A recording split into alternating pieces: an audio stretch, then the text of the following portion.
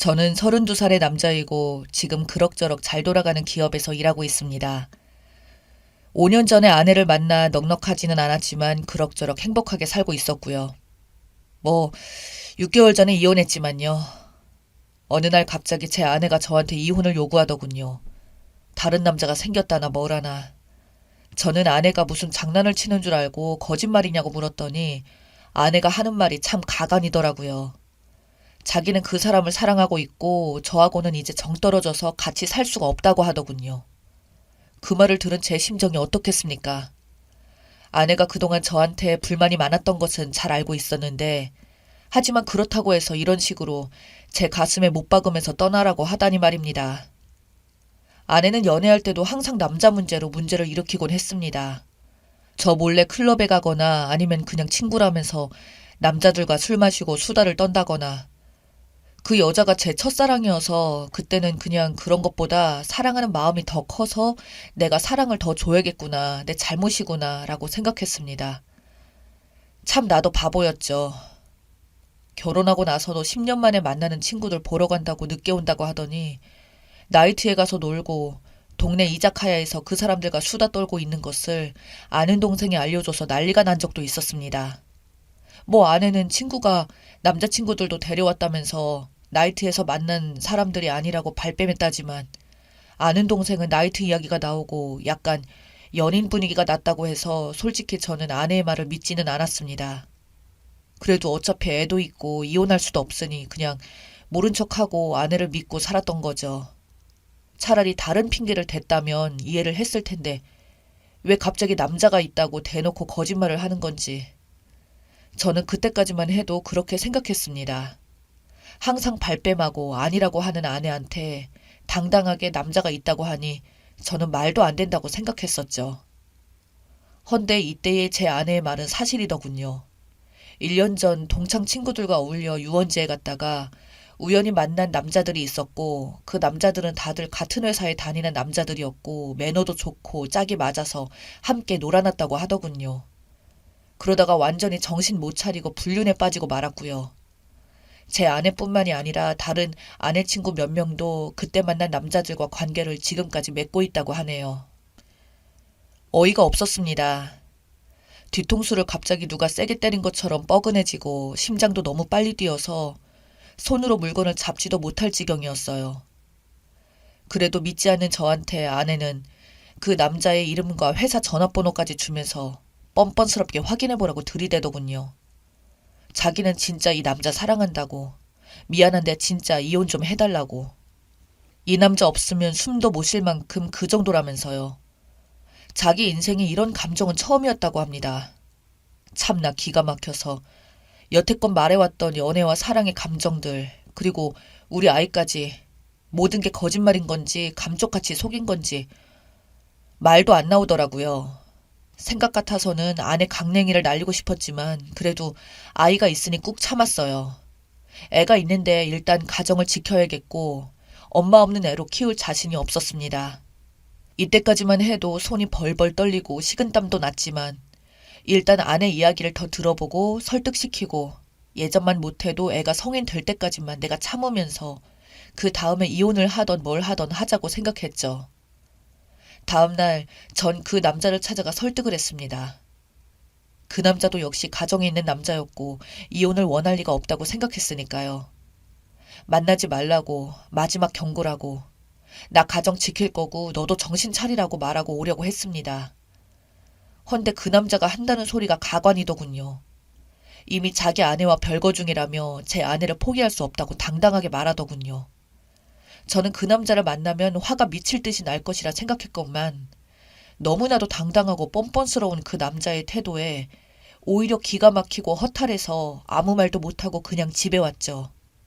그 남자를 만나고 집에 오니까 방 안은 온통 어지럽혀져 있고 저희에 혼자서 남아서 울고 있더라고요. 제가 애한테 무슨 일 있냐고 물어보니 애가 하는 말이 엄마가 짐을 챙겨서 집을 나갔다고 하더군요.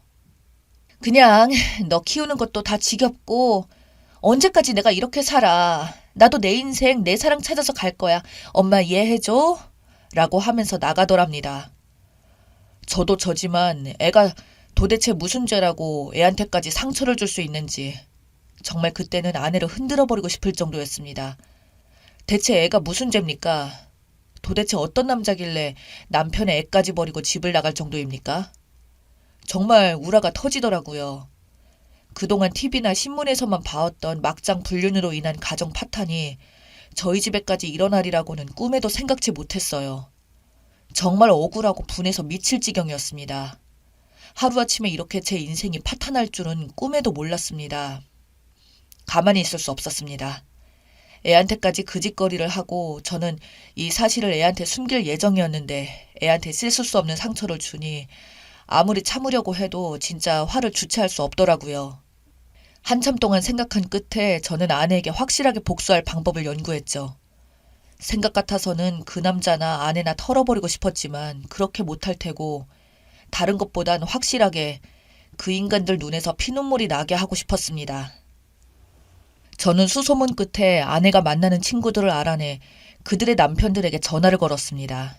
그리고 남편들에게 내 아내가 남자를 만나서 추잡한 짓거리를 저지르고 다닌다고 알리고 당신네들 아내들도 같은 짓거리를 하고 있다고 똑똑히 경고해 주었습니다. 내 아내와 당신들 아내들이 1년쯤 만난 남자들과 히히덕거리면서 행복했던 가정을 파탄내고 난리가 난 사실을 알고 있으라고 했죠. 제 말을 들은 남편들은 저한텐 처음엔 너 뭐냐고 거짓말 치지 말라고 했습니다. 그래서 문자로 제 아내한테 왔던 문자들과 불륜 정황들을 자세히 보내주었더니 남편들은 충격을 받았는지 가만히 안 있을 거라는 말로 전화를 끊었네요. 아내 친구들 집안도 풍비박산이 났겠죠. 저는 거기서 그치지 않고 제 아내를 빼앗아간 남자의 회사 사장에게 전화를 걸었습니다. 소규모 회사라 그런지 인터넷에 회사명을 검색하고 대표 번호로 전화해서 사업차 전화드렸다고 하고 대표님과 연결해달라고 하니 바로 연결되더군요. 사장에게 당신의 회사 사원 4명이 지금 유부녀와 불륜을 저지르고 있다고 도대체 부하 직원들을 어떻게 관리하냐고 한마디 제대로 해줬습니다.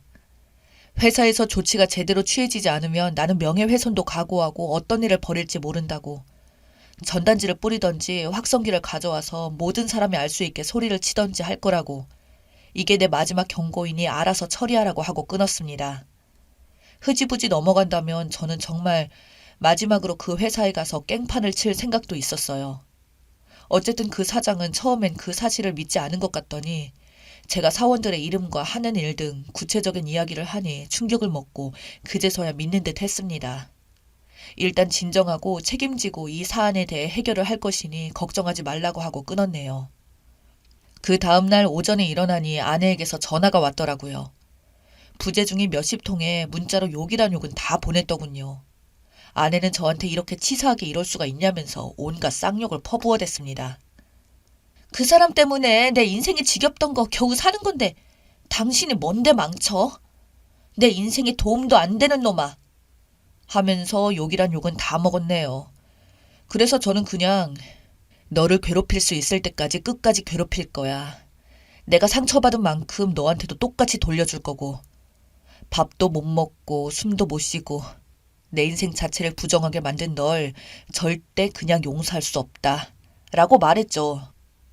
그리고 아내 회사에 찾아가서 로비에서 큰 소리로 동창회에서 바람핀 땡땡땡 나와 당장 안 나오면 너랑 그놈 둘 다 매장시켜버릴 거야 하고 소리쳤습니다.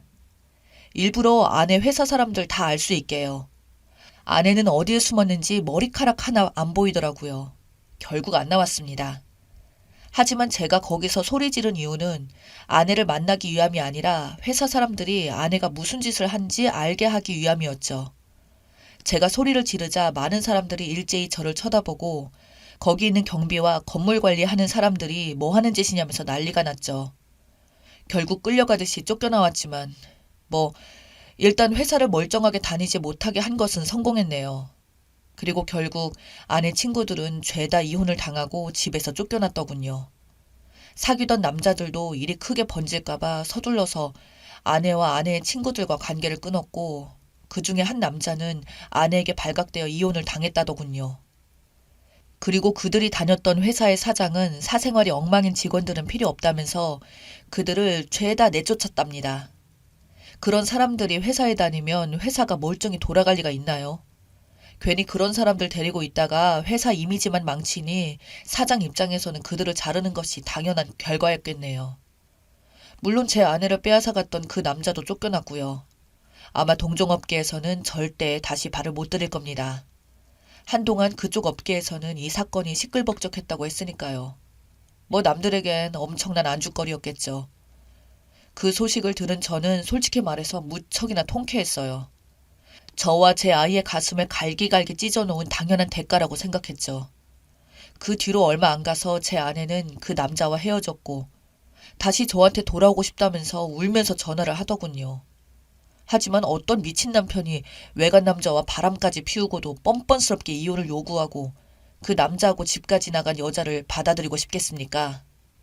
저는 당연히 아내한테 너 같은 인간은 가정을 지킬 자격도 없어 라면서 온갖 욕을 퍼부어준 뒤 매몰차게 전화를 끊었습니다. 그리고 한 달 뒤 이혼 소송에서 또 승소해서 아내가 저에게 위자료를 3천만 원을 주게 하고 양육권 역시 제가 가지게 되었습니다. 물론 재산 분할에서도 저에게 압도적으로 유리하게 판결이 나왔고요. 뭐 당연한 결과지만요. 지금은 아이하고 둘이서만 사는 중입니다. 최근 저희 아내의 소식을 들어보니 이혼 뒤에 친정에서도 아내의 불륜이 죄다 알려져서 쓰레기 취급을 받고 쫓겨나서 지방으로 내려가서 여관방을 전전하면서 이상한 짓거리를 하면서 살고 있다고 하네요. 제가 저질렀던 일이 매몰차다고 비난한다면 저도 할 말은 없습니다. 저 스스로도 그렇게 생각하니까요. 하지만 저는 바람을 피우면서 배우자와 자녀들에게 상처를 주는 사람들은 그만큼의 대가를 받아야 한다고 봅니다. 세상 이치를 보면 바람을 피우는 인간들보다 그들의 배우자와 자식들이 더 큰 고통을 받더라고요. 왜 그래야 하는 겁니까? 잘못을 저지른 작자들이 가장 고통스러워하는 것이 마땅한 일이니까 저는 그렇게 했을 뿐입니다. 저는 내일 회사 일 때문에 자야겠네요. 읽어주셔서 감사합니다.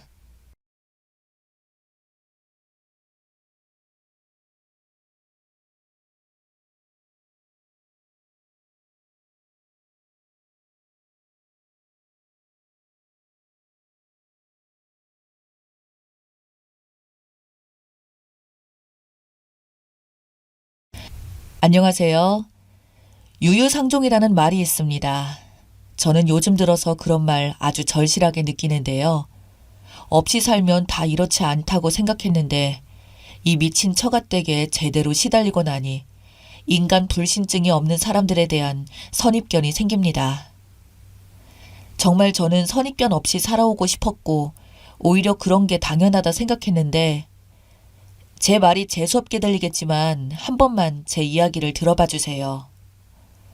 저는 평범하지는 않지만 평범하게 살아왔습니다. 저희 부모님께서는 어릴 때부터 서울에서 크게 도매상을 하셔서 서울 번화가에 빌딩도 한 채 소유하고 있으십니다. 그 외에 다른 지역 쪽에는 작지만 몇 개의 산과 들을 가지고 계시고요. 젊은 날에 고생을 하시고 운이 좋게 부동산 투자로 인해서 돈을 버셨다는 아버지는 저희에게 공부는 강요하시지 않았지만 돈에 대한 부분들은 철저하셨습니다. 모든 집안의 화는 돈에서 나온다며 돈 귀한 줄 모르고 흥청망청 쓰거나 인간 같지 않은 행동을 한다면 언제든 바로 호적에 파서 재산 10원도 안 주시겠다는 말씀을 제가 중학생 때부터 종종 하시던 아버지셨죠. 저는 어릴 때는 그게 무슨 말인지도 모르고 고개를 그저 끄덕였습니다. 제가 나이 20살이 되어서부터는 대학 등록금과 원룸 오피스텔 전셋방 구해주시고 오피스텔 관리비나 용돈은 저보고 알아서 벌라고 하시던 그런 아버지로 인해 저는 자연스럽게 어느 정도 돈의 귀중함을 알며 자라게 되었습니다. 그렇게 시간이 흘러 대학을 졸업하고 기업에 취직을 하여 다녔고 아버지는 그동안 저에게 참 잘 커줬다며 제 명의로 상가 건물 한 채와 아파트 한 채를 선물해 주셨습니다. 그러면서 집도 있고 든든한 돈도 벌고 있으니 이제 결혼만 하면 아버지는 더 이상 걱정이 없으시다며 저에게 결혼하기를 많이 강조하셨죠. 그러나 저에게는 인연이 딱히 생기지 않았는데요. 두 번의 연애를 각각 2년, 3년 정도 하였으나 어느 정도 사이가 진전되고 나서는 항상 문제가 되던 건 돈이더군요. 제가 한 달에 들어오는 돈이 회사 월급 말고도 엄청난 돈이 들어오는 것을 여자친구가 알게 되자 여자친구는 점점 저에게 돈 부분으로 서운함을 내비치고는 했습니다. 돈이 넘치는데 왜 자기에게는 그렇게 돈을 쓰지 않냐는 문제로 자주 싸웠습니다.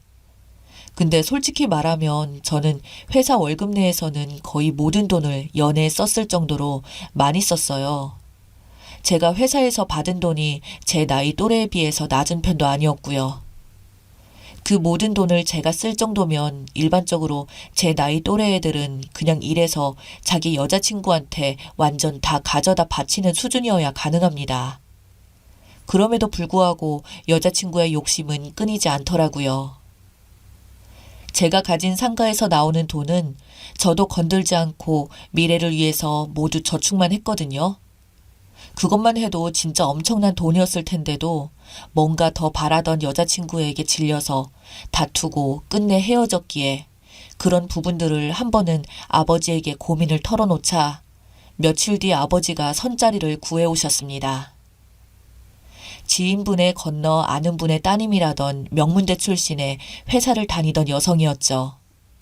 어릴 때는 가풍 있는 집안에서 자라나 몸가짐도 남다르고 요즘 애들 같지 않다는 말에 아버지가 넘어가셔서 저에게 바로 나를 잡고 소개를 시켜주셨고 그렇게 지금의 아내를 처음 만났습니다. 아내는 그동안 제가 만나오던 여자들과 다른 단아한 모습에 저 또한 어느새 콩깍지가 씌었던 것 같아요. 부모님의 선으로 만난 것이다 보니 길게 끌고 할 필요도 없이 서로 집안 알고 그러니 결혼 일찍 하는 게 낫지 않냐며 다 큰 성인 남녀가 괜히 오래 만나고 소문만 나면 안 좋다며 처갓집에서 말을 했다고 하더군요. 그래서 그때는 그게 다 맞는 말인 줄 알았고 일사천리로 결혼을 하게 되었습니다. 아내 집은 예전에는 아주 잘 살았다고 들었습니다만 대대로 내려오던 유산으로 먹고 살았다가 아내의 할아버지께서 사업을 실패하게 되면서 거의 모든 돈을 다 날리게 되었고 집안이 순식간에 몰락했다고 하더군요. 그래서 실제로 아내는 부자이셨던 부모님 밑에서 힘들게 컸다고 들었어요. 즉, 가풍만 있는 집안이지 현재는 사실대로 말하면 몰락한 집안 그 자체였죠. 할아버지 때면 아내는 부자였던 시절도 거의 없었을 거고 말 그대로 저희 집은 그녀의 가풍만 보고 신부감으로 고른 것이었습니다. 저희가 결혼할 때 아버지는 자신이 주선해준 결혼이다 보니 통 크게도 며느리에게 아버지께서 가지고 있는 건물 한 채 관리를 저와 공동으로 맡기고 거기에 대한 수입도 생활비에 보탰으라고 하셨어요.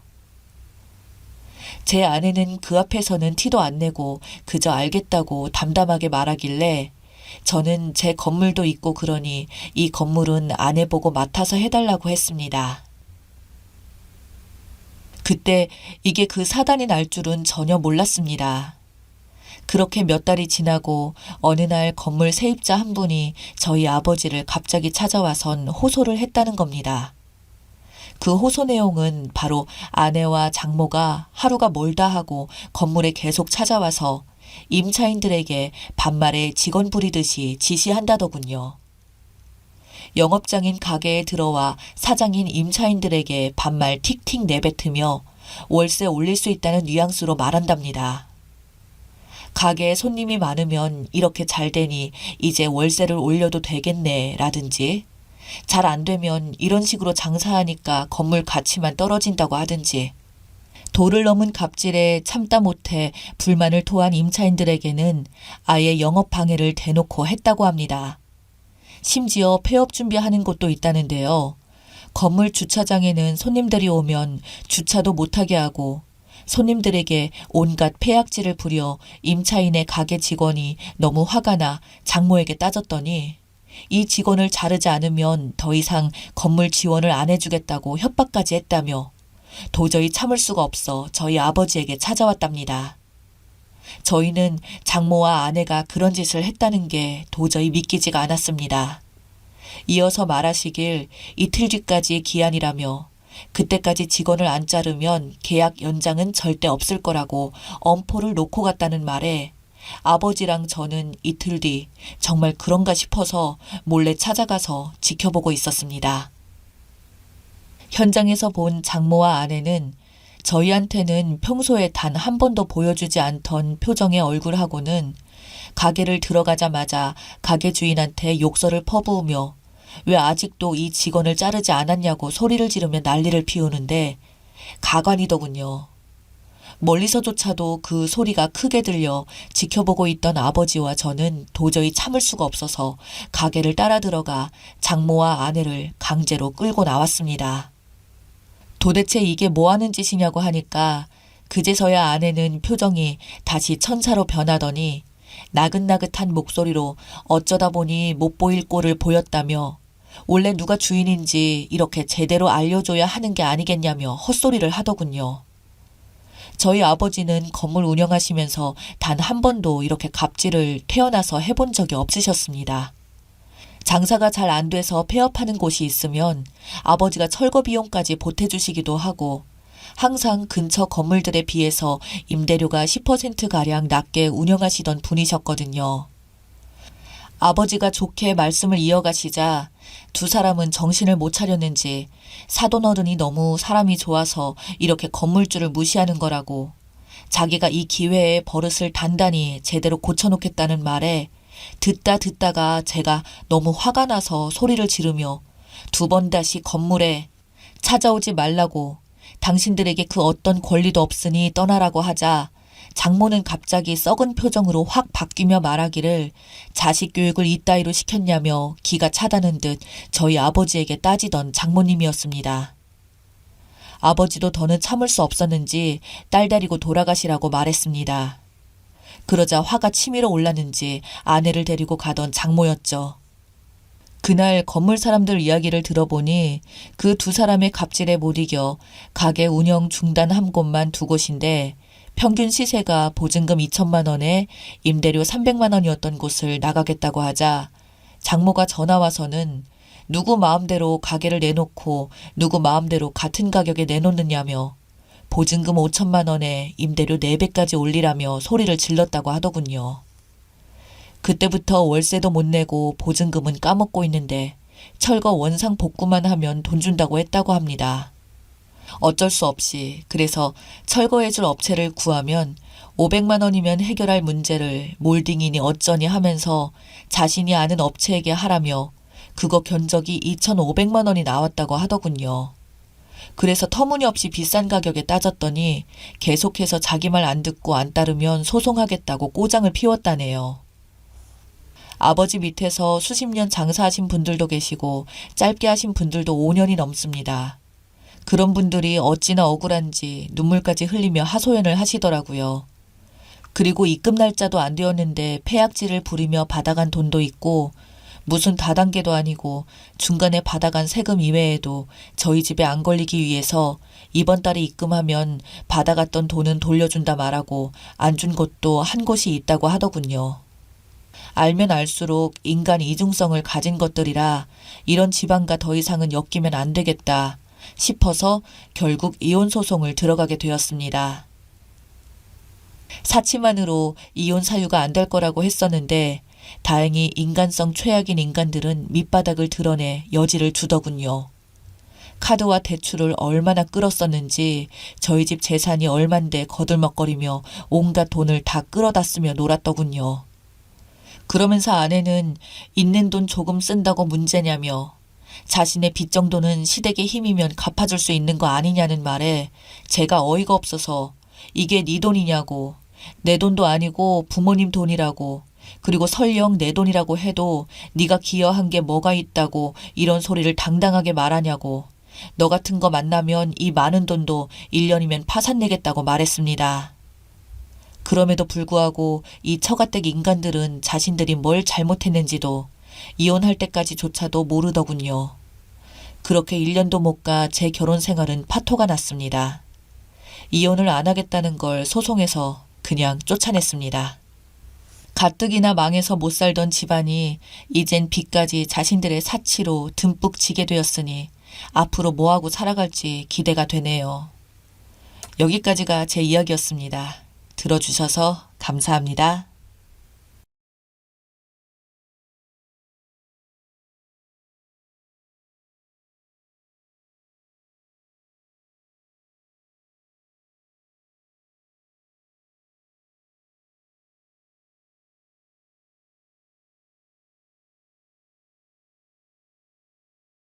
지금 글을 쓰면서도 손이 떨리네요. 제가 임신 중이라 민감하게 생각하는 걸 수도 있기 때문에 다른 사람의 의견도 들어보고 싶어서 이렇게 글을 남깁니다. 저는 결혼한 지 3년이 되었고요. 임신 6개월째입니다. 저희 시댁 어머님, 아버님 다 좋으신 분들이시고요. 시댁, 친정, 저희 집 모두 가깝고 모난 성격 가지신 분 없어서 별 문제 없이 잘 지내고 있습니다. 시어머님이랑 우리 엄마랑 같이 운동도 하는 사이니 뭐 말 다 했죠. 남편과는 2년 연애 후 결혼을 했고요. 남편 저한테 정말 잘합니다. 저는 지금 아가 때문에 일을 쉬고 있고 남편은 회사원이고요. 야근, 회식, 잦은 편도 아니고 7시 퇴근이면 집에 7시 30분까지 꼭 오는 편이고요. 제가 임신하고 나서부터는 귀가 시간을 더 칼같이 지키네요. 그리고 일요일마다 조기 축구회에 나가고 이거도 뭐 아침 8시에서 9시쯤 나가서 점심 먹은 후 늦어도 2시쯤이면 들어오는 편입니다. 연애할 때도 운동 좋아해서 크게 불만은 없습니다. 퇴근 후 집에 와도 집안을 잘 돕고요. 빨래 널기를 그렇게 싫어합니다. 그거 말고는 다 합니다. 아기 생기고 나서 들어오면 제 배에 뽀뽀해주고 임신 3주 만에 알았는데 그때부터 지금까지 계속 하는 건 배에 뽀뽀하기, 동화책 읽어주기, 자기 전에 아가랑 얘기 나누고 뭐 다정하죠. 그래서 더 문제입니다. 일하면서도 오전, 오후, 퇴근 전 꼭 3번은 전화통화를 하고요. 전화통화 시에도 아기 바꿔줘. 전화기 배에 잠깐만 대봐. 아, 전자파 때문에 안 좋은가? 하지마. 이럽니다. 제가 의심 아닌 의심을 하게 된 계기는 바로 축구 동호회입니다. 축구회에 남편 대학 동기가 있는데 그 동기 아내가 저랑 친구라 자주 보는 편입니다. 원래 의심은 안 했어요. 몇 달 전 아침에 부슬비가 오는데도 축구회를 한다고 하네요. 비 맞으면서 한다 하길래 그러냐고 알았다고 했고 비가 맞을 수 있을 정도로 왔기에 그런가 보다 했습니다. 나가는데 우산을 안 가지고 나가더라고요. 우산하며 따라 나갔더니 벌써 엘리베이터를 타고 나갔길래 따라 내려갔습니다. 주차장까지 내려가서 번뜩 드는 생각이 차에 우산이 있을 텐데 싶었지만 뭐 내려오는 김에 주자고 이리저리 둘러보니 트렁크에서 뭘 꺼내고 있더라고요. 자기야 하려는 순간 자세히 보니 옷을 갈아입더라고요. 뭔 주차장에서 축구 유니폼을 입는가 싶어서 보는데 거리가 꽤 됐습니다. 남편이 뒤쪽에 제가 있었고요. 보니까 저도 못 본 옷, 카라티 같은 걸 입고 있는 거예요. 뭐지? 왜 저러지 싶었는데 그냥 집으로 조용히 올라왔습니다. 그래서 그 조기 축구의 동기 아내한테 전화를 했어요. 잘 지내느냐고, 조만간 밥 먹자고, 뭐하냐고 그러니까 남편이랑 친정 가는 길이라고 하네요. 남편 축구에 안 갔어 하니까 오늘 비 와서 안 한다던데 하더라고요. 그럼 제 남편은 그럼 어디를 간 걸까 싶어서 전화를 했는데 안 받더라고요. 그리고 평소보다 늦은 저녁 때쯤 집에 와서는 또 아기랑 놀고 뭐 내가 민감한 건가? 사생활을 꼬치꼬치 캐는 것 같아 그냥 아무 말 안 하고 지냈고요. 서로 휴대전화기도 안 보는 편인데 그날따라 휴대전화기를 보니 뭐 아무것도 없더라고요. 그리고 또 평소처럼 지냈죠. 항상 제 시간에 퇴근하고 그런데 일요일 조기축구회 때마다 느낌이 싸한 거예요. 일요일마다 바람을 피우시나 하며 장난처럼 생각을 했는데 예전에 도시락 싸서 축구 경기를 하는 거 구경도 하러 가고 그런 게 생각나서 토요일 저녁에 날씨도 좋은데 도시락 싸서 갈게. 친구랑 같이 가고 나 바람도 쐬고 좋잖아. 하니까 말리더라고요. 원래 같으면 좋다고 할 사람이 안 되겠다 싶어 다음날 남편이 축구에 간다고 준비할 때 콜택시를 불렀습니다. 이때도 이상했어요. 원래 세수 정도 하고 나가는데 샤워를 하더라고요. 아무튼 남편 차, 제 차가 있지만 제가 임신 중이라 운전이 어려워서 택시를 부르고 남편 나가자마자 후다닥 나와서 택시를 타고 따라갔습니다. 드라마 볼 때 그런 긴장감보다는 아니었으면 좋겠다. 그리고 의심을 하는 제가 참 못나 보이기도 하고 그랬습니다. 원래 알던 풋살장 같은 곳이라고 해야 되나? 그곳 방향으로 안 가고 번화가 쪽으로 가더라고요. 저랑 자주 가던 카페에 쑥 들어가는 남편, 카페가 통유리라 내려서 확실하게 볼 순 없었지만 그래도 일단 내려서 숨어서 봤습니다. 웬 여자랑 있더라고요. 웃으면서요. 전화를 걸었더니 밖으로 나와 받으려고 하는 것 같아서 상가 쪽에 숨어서 도착했어 하니까 도착했어. 축구 경기를 하려고 해. 지금 아기랑 놀고 있어. 빨리 갈게. 뽀뽀를 합니다. 직장 동료나 뭐 친구일 수도 있겠다고 생각이 들 무렵 카페에서 아침부터 손을 꼭 잡습니다. 머릿속이 새하얗고 일단 집에 와서 기다렸습니다. 밥도 안 넘어가고 시간이 한참 지나서 아기 걱정에 미숫가루를 우유에 타서 먹고 나서 설거지를 하려니까 남편이 들어오더라고요. 지금 뭐해? 왜 설거지해? 이런 건 나 시키라고. 가서 아기나 봐. TV 보고 있어. 하더니 설거지를 하며 심심했지? 오늘 축구를 하는데 태식이가 넘어졌는데 웃겼다는 둥. 끝나고 간 갈빗집이 맛있던데 나중에 꼭 가자는 둥. 지어낸 시시콜콜한 이야기를 하는데 눈물이 나더라고요. 저렇게 다정한 사람이고 뭐지? 왜 나 몰래 만나는 거지? 모른 척 해야 하나 말아야 하나. 그날 또 휴대전화기를 보니 아무것도 없더라고요. 통신사 가서 통화 목록 떼보고 그 여자랑 연락을 하고 결혼을 파토내기엔 너무 큰 행복을 누리고 있잖아요. 시어머님이 현명하시고 생각이 좀 트이신 분이라 평일날 우리 집에 놀러 오셨길래 같이 밥 먹고 커피도 마셨습니다. 연애 때부터 어머니 봐서 편하게 지내요. 편한 얘기도 잘합니다. 마침 TV에서 사랑과 전쟁 재방송을 아주 옛날 거를 하더라고요. 어머님, 아범이 저렇게 바람 피면 어떻게 하죠? 저 슬플 것 같아요. 이렇게 장난삼아 얘기하니 그럼 내가 아범을 잘못 키운 거라고. 너 놔두고 저런 짓 하면 내 자식이 아니다. 난 너랑 아기랑 살 거다 라고 하시대요. 하여튼 그러시는데 약간 눈치를 채신 것인지 모르겠는데 왜 아범이 바람 피는 것 같아? 하시더라고요. 아니요, 그럼 저한테 먼저 혼나죠 하니까 그런 일 있는 친구나 친정 쪽에 얘기하면 남편이 잘못한 일인데 너한테 흠이 될 수도 있으니 편하지 않더라도 나한테 얘기를 해라 하시더라고요. 어떻게 해야 할까요? 바람이 확실하든 그 여자랑 관계가 깊던 아니던 저는 이혼은 생각하고 있지 않습니다. 현명하게 대처하고 싶고 남편과 시댁 저한테 정말 잘하니까 이 결혼은 유지하고 싶어요. 또 일요일이 다가오네요. 제가 보기엔 일요일만 만나는 것 같은데 조언 부탁드리고요. 두서없는 글 읽어주셔서 감사합니다. 후기. 많은 분이 좋은 댓글 달아주셔서 감사하게 생각합니다. 글을 너무 담담하게 썼다는 둥 글에 흐흐가 있어서 진심 같지 않다는 댓글을 보고는 너무 마음이 안 좋았어요. 저는 힘든 일이고 그래서 힘들게 쓴 건데 제가 심하게 좀 긍정적인 편이기도 하고 임신 중이라 최대한 좋은 쪽으로 생각을 하려고 했던 것이 그렇게 비쳐 보일 수도 있다고 생각을 했습니다. 글은 금요일 썼고 오늘은 12시가 넘었으니 월요일이네요. 오늘 일요일은 축구회가 있는 날이었고요. 간만에 주말에 아침부터 날씨도 좋았는데 마음은 편치 않았습니다. 여러분들의 댓글을 읽고 제가 너무 남편을 믿고 있는 거라 저도 생각해서 저번과 같이 콜택시를 불러놓고 늦잠 자는 척을 했습니다. 남편이 나가는 소리를 듣고 택시를 탔고 또 옷을 갈아입는지 뭔지 먼저 가버렸는지 차가 안 보이더라고요.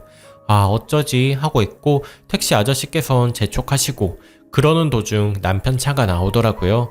저 차 좀 따라가 달라고 하는데 택시 아저씨가 참 불쌍하게 쳐다보더군요. 그 후 번화가에 2층에 있는 카페로 가더라고요. 거기도 몇 번 가본 곳이라 저도 아는 장소이기도 하고 이혼과 관계없이 증거를 남기라는 분들이 많아 예전에 가지고 있던 디카를 들고 2층으로 올라갔습니다. 2층에 네일아트 샵과 스크린 골프 등 가게가 있고 그래서 가게 밖에서 서성이는 모습이 어색해 보이진 않았던 것 같습니다. 다행히 카페 문은 유리였고요. 창가 자리에 앉아있고 제 남편이 저를 등지고 있는 자리에 앉아있었습니다.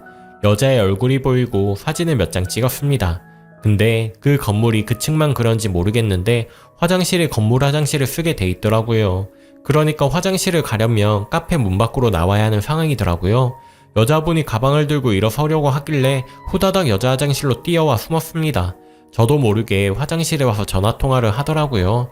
친구인 것 같고 뭐 거의 대답만 하고 미혼인지 기혼인지도 알 수도 없고 문득 드는 생각이 저 여자는 날 모를 건데 하는 생각에 화장실 문을 내리고 문을 열고 나갔습니다.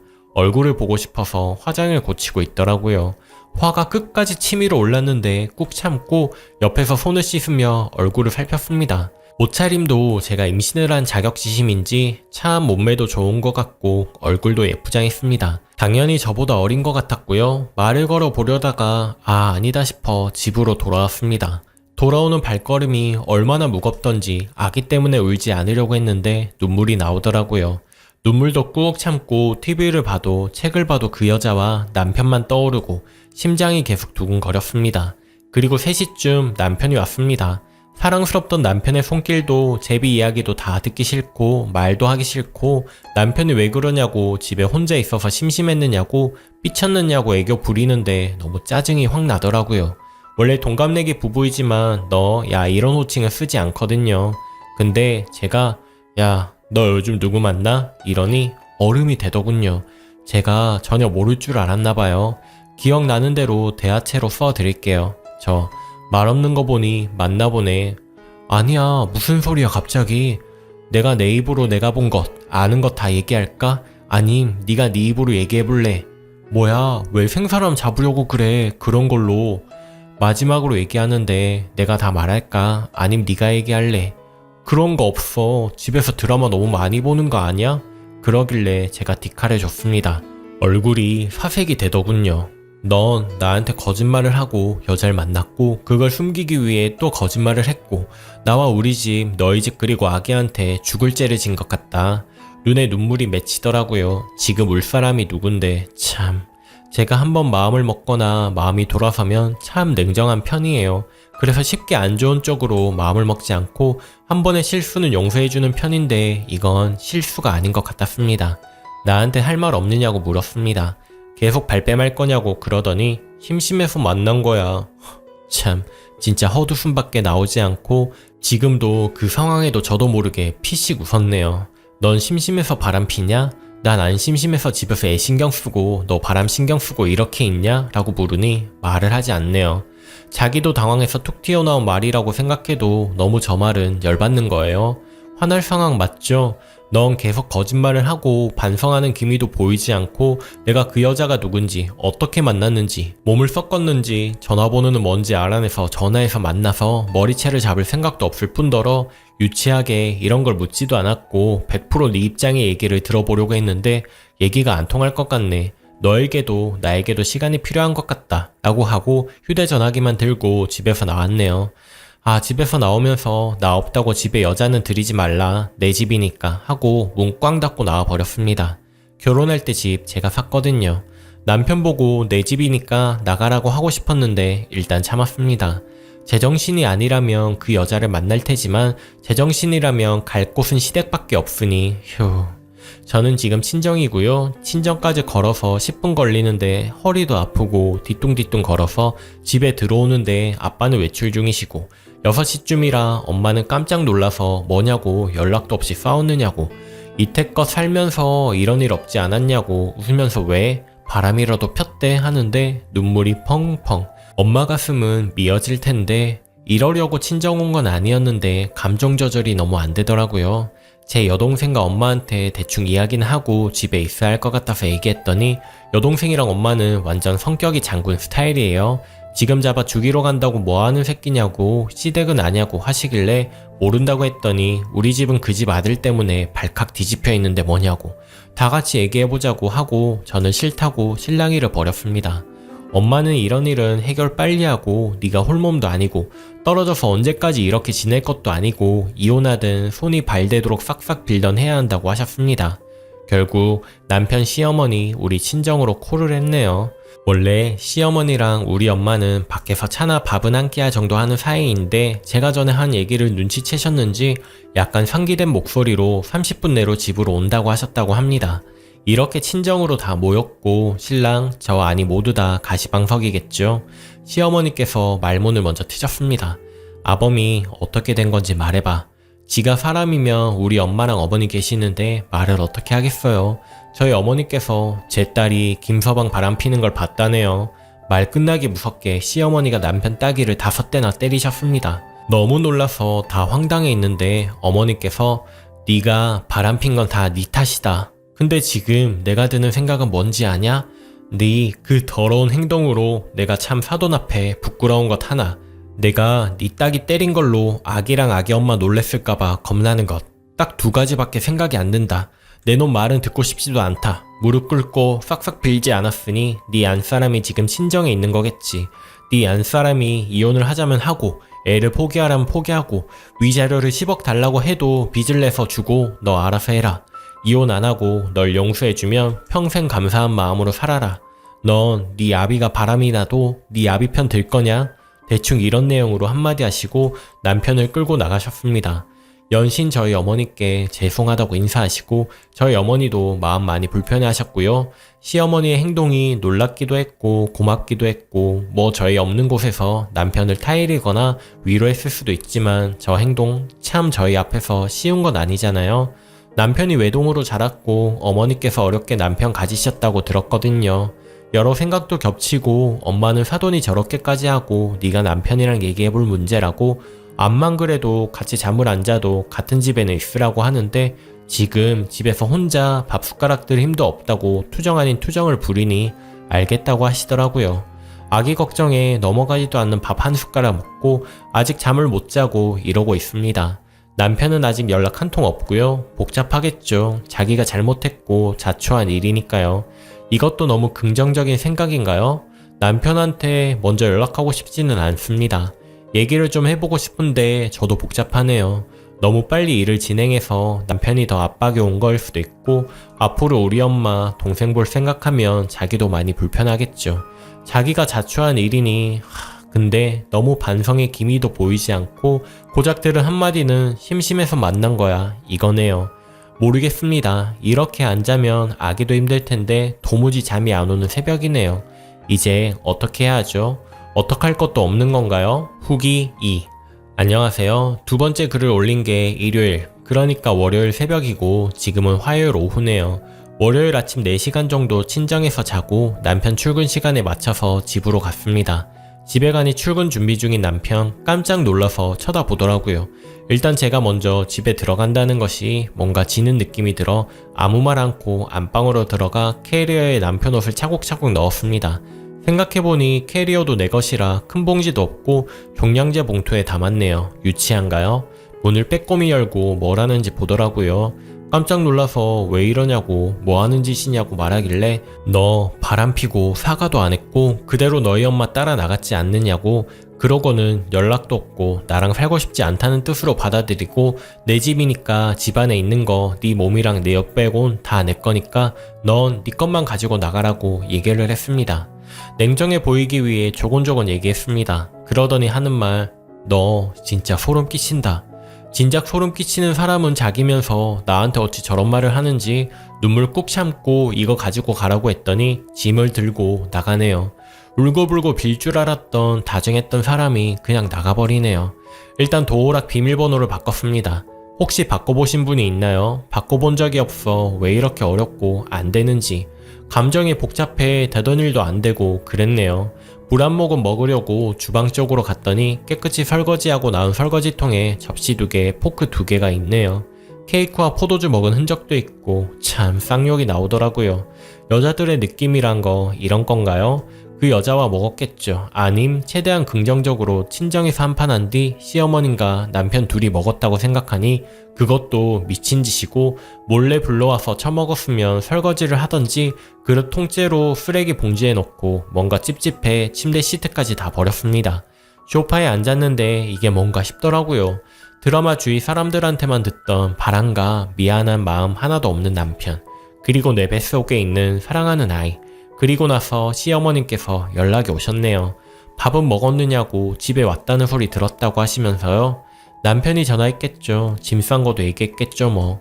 보자고 해서 집으로 오시라고 하려다 집에서 보면 분위기가 유순해질 것 같아 집 근처 카페에서 보자고 하고 나가서 먼저 기다리고 있으니 어머님께서 오셨습니다.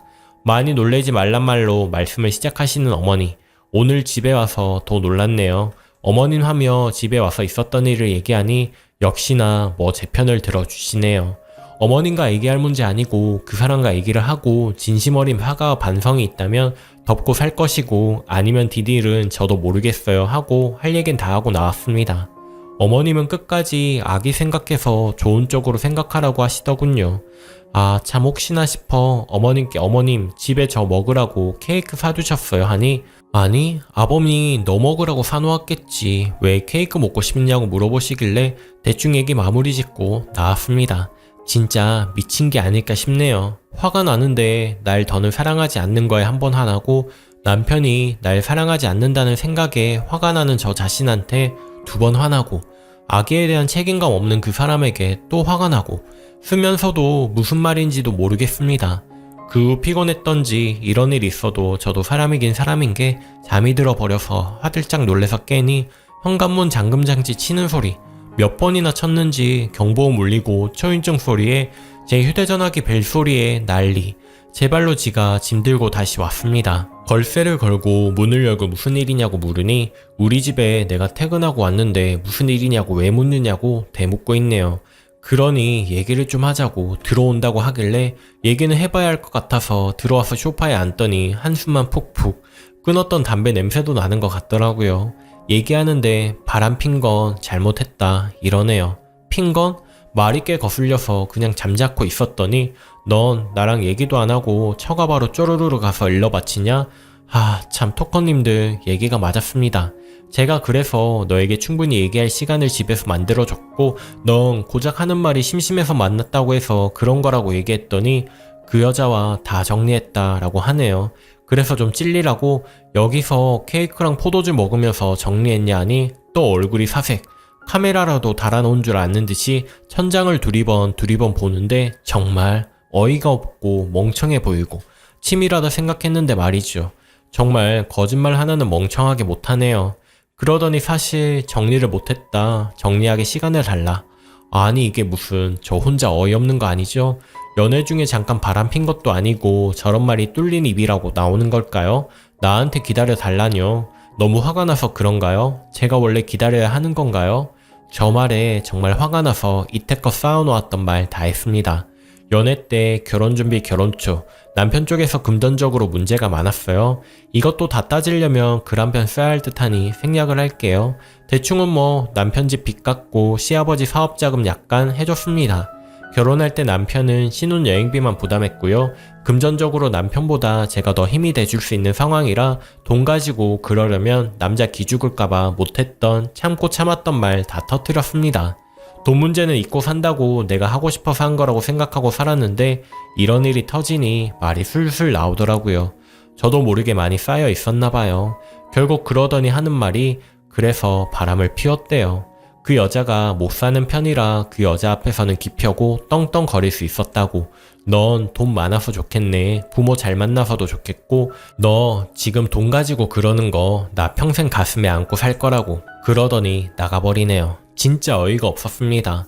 전 학교 다닐 시절부터 엄청나게 노력해서 제 목표인 직업과 결혼을 가진 거였고 그건 제 노력의 대가라고 생각하며 사는데 제 남편은 저렇게 말을 하더라고요. 남편 기죽지 않게 하려고 옷도 좋은 곳, 용돈도 모자라지 않게 줬다고 생각했는데 남편의 자격지심인지 아니면 저것도 제가 욱해서 나온 말에 이거다 싶어 변명을 댄 거지 정말 제 앞에서 기죽어서 그런지 하나도 모르겠습니다. 그러고 나서 남편은 집에 들어오지도 않았어요. 좀 있으면 곧 남편 퇴근 시간입니다. 일요일부터 화요일 오늘까지 짧은 시간에 너무 많은 일이 있어서 미칠 지경입니다. 글 읽어주신 모든 분들께 감사드리고 조언 하나하나 너무 큰 도움이 되었고 위로 하나하나 너무 큰 마음의 위안이 되었습니다. 한낱 그저 인터넷일 뿐인데 라는 생각이 싹 사라질 만큼 큰 도움이 되었습니다. 저보다 현명하신 분들이 너무 많아 저도 더 현명해지고 열심히 살아야겠다는 생각을 많이 했습니다. 자작이라고 하는 분도 계시던데 제정신이 박힌 여자라면 남편이 바람 피운다고 거짓으로 글을 적진 않을 거라고 생각됩니다. 남편과 사이가 다시 좋아지거나 최악에는 이혼을 생각하게 된다면 다시 조언을 얻기 위해 글을 쓸 것 같네요. 오늘이나 며칠 내로 남편이 또 기막힌 행동을 한다면 또다시 글을 올릴 수도 있겠지요. 확실한 건 전 아직도 이 일을 어떻게 해결해야 할지 내가 할 수 있는 제일 나은 방법이 뭔지 하나도 모르겠다는 겁니다. 온종일 비가 오다 안 오다 더 우울하네요. 후기 3. 혹시 기억하시나요? 며칠 동안 컴퓨터를 하지 못했는데 세 번째 올린 글이 통신 대화에 올랐네요. 참 어찌 보면 집안 망신이네요. 뒷이야기 올려달라는 분들도 계시고 진심으로 걱정해주신 분들께 제 결정을 보여드리고자 그랬습니다. 댓글 몇백 개 되는 거 하나하나 꼼꼼히 다 읽어보았습니다. 정신 차리라고 언니처럼 해주는 조언, 제 친 여동생들처럼 언니하면 힘주시는 답글들 다 너무 감사하고 어찌 보면 얼굴도 모르는 사이인데 남편보다 훨씬 낫다는 생각도 들었네요. 남편은 그날 이후로 지금까지 집에 들어오지 않고 있습니다. 친정 어머니께서 남편한테 전화했는데 전화를 안 받는다고 했고요. 시어머니, 시아버지께서 내도록 우리 집에 오시네요. 아니, 이제 내 집인가요? 어머니께 조심히 말씀을 드렸습니다. 남편은 연락도 안 오고 반성의 기미도 안 보이고 집에조차 들어오지 않는다. 저도 그러면 받아들일 수 없다고. 솔직히 어머님, 아버님 이렇게 오셔서 얼굴 보는 거 전 많이 불편하다고. 어머니 불같이 화를 내시더군요. 자기 눈에 흙이 들어가도 이혼은 안 된다고. 무슨 제가 바람 펴서 이혼하는 것처럼 그렇게 화내시는 거 처음 봤습니다. 대충의 상황은 이거고요. 제 친동생이 지금 잠깐 하는 일을 쉬고 있습니다. 남편이 나간 날 바로 집에 오라고 했고 저는 독하게 마음을 먹었습니다. 이틀째 들어오지 않던 날 저는 독하게 먹은 마음에 대해 확신을 했고요. 임산부인지라 이동이 많이 불편해서 친구와 함께 할까 생각도 했지만 핏줄만큼 강한 게 더 없지 않겠나 싶더군요. 제 동생과 함께 남편에게 사람을 붙였습니다. 이런 거 하고 싶지 않았는데 친정이랑 의논 뒤에 한 거고요. 물론 시댁 쪽은 모르고요. 참 요즘 세상 좋더군요.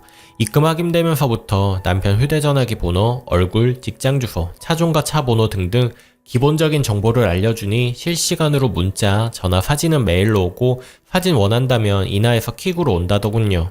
참 쓸쓸하면서 놀라웠습니다. 남편의 휴대전화 통화 내용 조회 마친 상태이고 신용카드 명세서에서는 꼼꼼히 보지 않았는데 이번 기회에 밖에서 그 여자와 돈을 얼마나 쓰고 다녔는지 알게 됐습니다.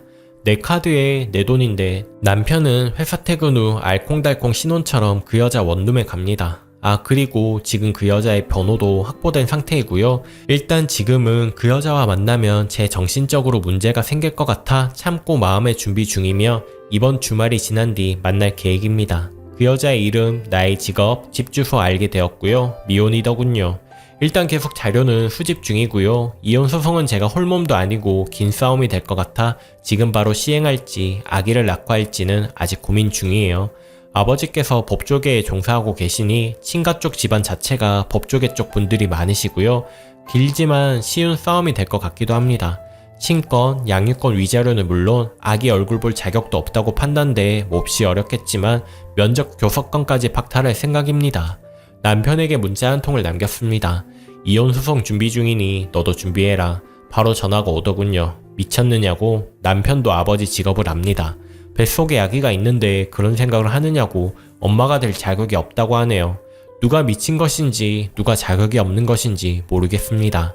집에 안 오고 어디서 자냐고 물으니 그것까지 알 거 없고 이혼은 무조건 안 된다고 하네요. 정신이 나간 것인지 지금 알콩달콩 재미있게 시간 보내는 거에 푹 빠져 있어서 사리분별이 안 되는 모양이네요. 하지만 전 결정을 내렸고 한번 시작한 일 끝장을 볼 생각입니다. 가정을 지키고 싶었지만 남편의 태도로 인해 일이 이렇게까지 되었네요. 솔직히 나쁜 마음도 가졌습니다. 뱃속의 아기가 믿게 느껴질 때도 있었고요. 하지만 아기는 제가 없잖아요.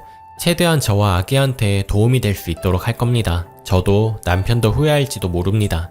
그 사람 저 사랑해주는 마음 하나만 보고 결혼 결정을 했고요. 우리 집 반대 심했지만 저는 그 마음 하나만 봤습니다. 다른 건 돈이든 뭐든 다 내가 채워줄 수 있는 부분이니까 이라 생각하며 하지만 그 사랑이 없어졌습니다.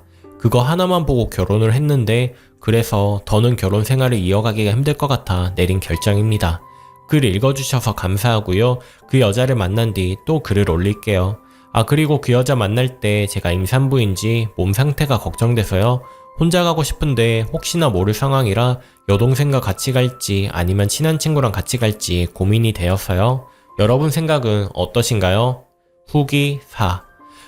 시간이 꽤 지났네요. 기억하시나요? 마지막 글에 남편의 여자를 만나겠다고 올렸는데 많은 분이 만날 필요 없다고 하셔서 고민은 했지만 녹취 얻을 것도 있고 친정에서도 제 몸 걱정을 하지만 만날 필요성이 있다고 결론을 내려졌고요.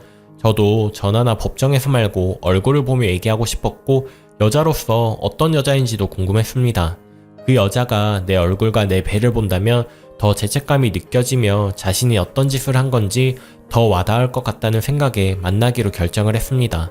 일단 전화통화로 만날 장소를 정했고 제가 남편한테 저 만난다고 말해도 상관없다고 하니 일단은 말을 안 하겠다고 하더군요.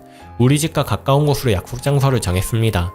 카페 자체가 조용한데 넓은 곳이어서 일단 약속 시간 20분 정도 전에 가서 제 동생과 제 동생 남자친구가 자리를 잡고 앉아 있었습니다. 저는 동생 쪽 가까운 테이블에 혼자 앉아 있었고요. 아주 예쁘게 차려입고 그 여자가 들어오더군요. 저 만난다고 더 신경을 쓴 듯한 모습.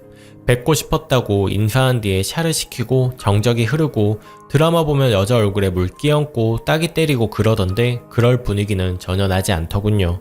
얘기를 나눠보니 결혼 전부터 알던 사이였고 결혼식 때도 왔었다고 하고요. 저는 이 여자의 존재를 몰랐네요. 우연히 만났는데 유부남인 줄 알면서도 서로 마음을 돌릴 수가 없었다. 임신한 사실도 오빠가 얘기를 안 해서 몰랐다고 하더라고요. 다 사실인지 아닌지는 모르지만 대충의 내용은 이랬습니다. 제 앞에서 오빠 하며 얘기를 하는데 기분이 좋진 않더군요. 나는 지금 너희 때문에 이혼을 하려고 한다. 그쪽 생각은 어떠냐고 물으니 자기는 아직 어려서 오빠와 결혼 생각은 없는데 그래도 오빠가 좋다. 이런 식으로 얘기를 하는데 정말 너무 화가 나서 말이 나오지 않더군요. 그런 가벼운 감정으로 남의 집 가정을 파탄내다니 역시나 참 사람이 무섭네요. 제 앞에서 제 눈 똑바로 마주치며 말도 또박또박 얼마나 잘하던지 누가 불륜녀인지 모를 정도로 당당하더군요. 뭐가 그리 당당하세요? 라고 물으니 대답하지 않고 오빠가 그쪽이랑 있으면 기가 많이 죽는다고 하던데 저는 그 기를 살려준 것밖에 없다고. 터진 입이라고 말도 아주 얄밉게 하는데 뭐 무슨 말을 하건 자기 손해라고 생각하니 생각보다 기분은 덜 나쁘더라고요. 자리를 일어서려고 하는데 오빠 지금 저랑 같이 살아요 하네요. 그래서 저한테 어떡하라고요 물으니 그냥 아시라고요. 잘 있다고요. 뱃속에 아기 있으니까 이혼 못하실 것 같은데 오빠가 지금 저한테 너무 빠져 있어서요. 정신 좀 차리면 다시 집에 가겠죠. 하더니 먼저 일어서더군요. 이 여자는 건들지 않고 싶었는데 처음부터 죄송하단 말 하나 없이 이혼 안 할 것 같으니 이렇게 저한테 막말하는 것 같던데 정신 번쩍 들게 해주고 싶더군요. 집에 오자마자 인화사진 그 여자 본가 회사에 보내고 남편 회사에도 하나 보내고 워드로 친 편지 한 장도 동봉했습니다.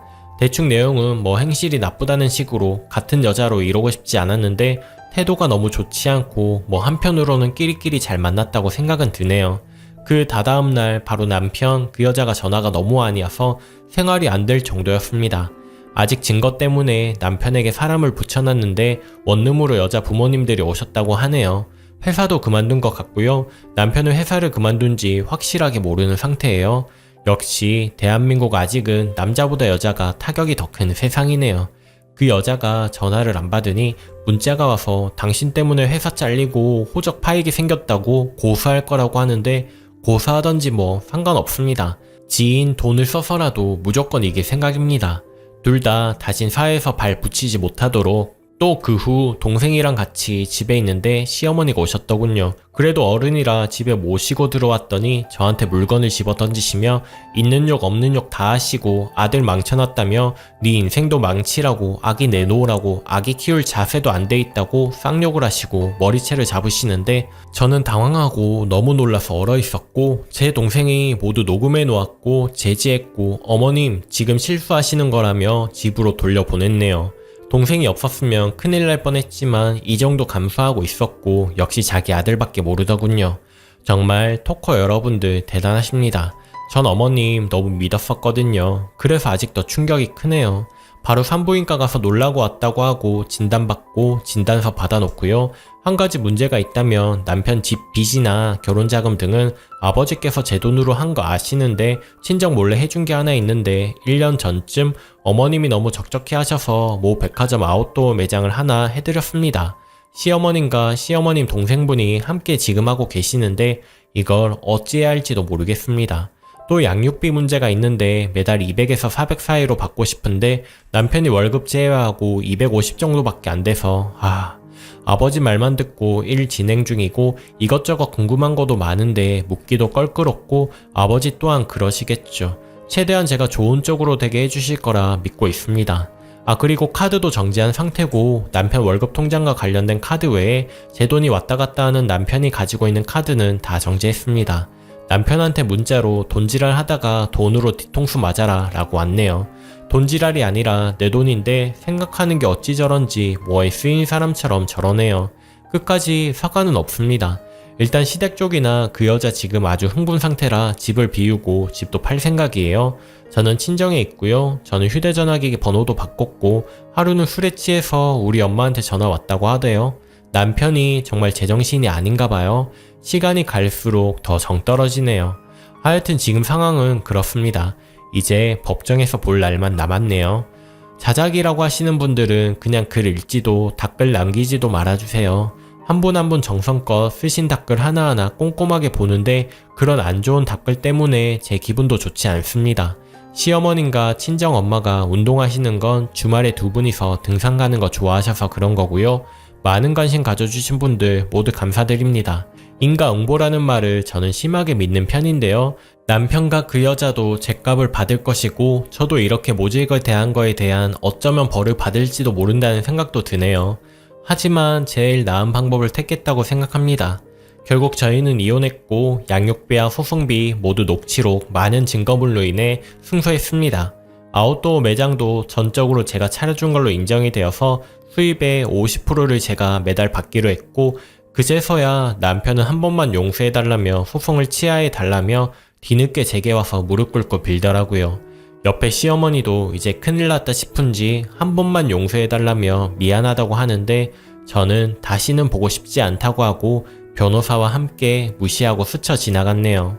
지금은 친정에서 잘 지내고 있고 모든 것이 끝나니 오히려 마음이 너무 편안합니다.